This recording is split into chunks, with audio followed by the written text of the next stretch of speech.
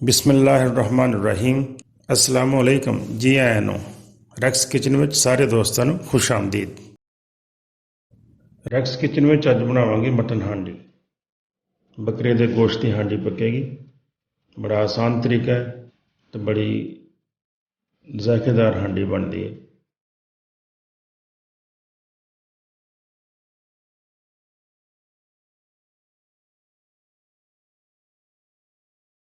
Mutton ਹਾਂਡੀ ਅਸੀਂ ਮਿੱਟੀ ਦੀ ਹਾਂਡੀ ਵਿੱਚ ਹੀ ਪਕਾਵਾਂਗੇ। ਤੇ ਆਓ ਫਿਰ ਸ਼ੁਰੂ ਕਰੀਏ। ਮਟਨ ਹਾਂਡੀ ਕਿਸ ਤਰ੍ਹਾਂ ਬਣਾਉਣੀ ਹੈ। ਮਟਨ ਹਾਂਡੀ ਵਾਸਤੇ ਮੈਂ 2 ਕਿਲੋ ਗੋਸ਼ਤ ਲਿਆ।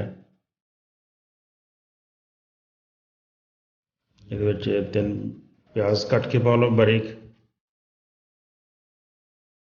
2 ਟਮਾਟਰ बड़े साइज़ के बारीक बारीक कट के पा लो, 3 चम्मच अदरक लहसुन का पेस्ट,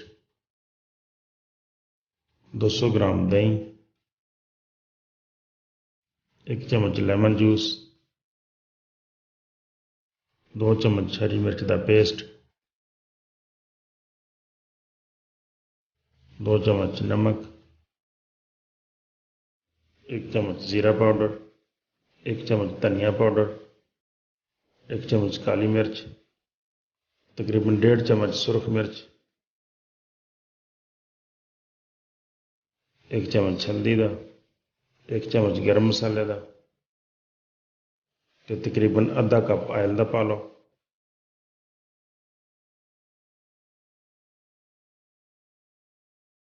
तो उस तो बाद 2 गिलास पानी के पा के इनू अच्छी तरह मिक्स कर लो।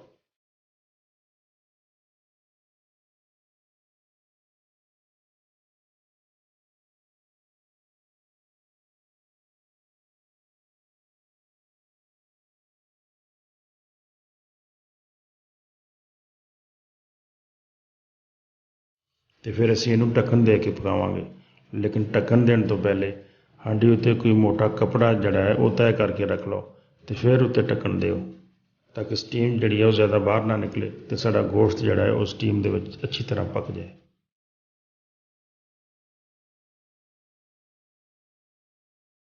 असी ढक्कन दे के तकरीबन 1.5 घंटा इनू पकावांगे।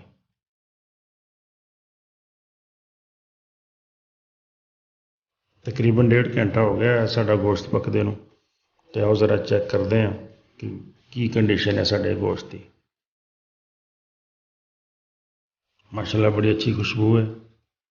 हुण असीं इनू मजीद 8-10 मिनट इस तरह ही भुनांगे हल्की अग ते। असीं नाले हुण गोश्त नूं चेक भी कर लैने कि साड़ा गोश्त कितना गल गया। गोश्त साड़ा तकरीबन गल ही गया। हुण असीं थोड़ी देर इनू इस तरह ही पकाउने।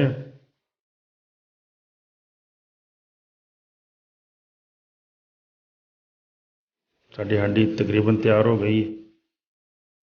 हुण असीं चुल्हा बंद कर देने ताकि 1-2 मिनट तो बाद अच्छी तरह घ्यो जड़ा है वो उत्ते आ जाएगा।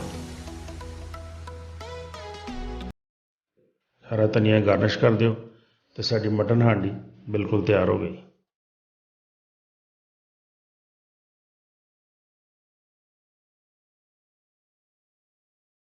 तो आओ इनू सर्व करते हैं।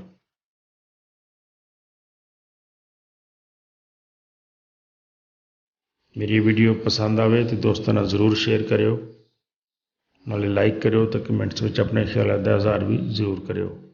बहुत शुक्रिया। अस्सलाम वालेकुम।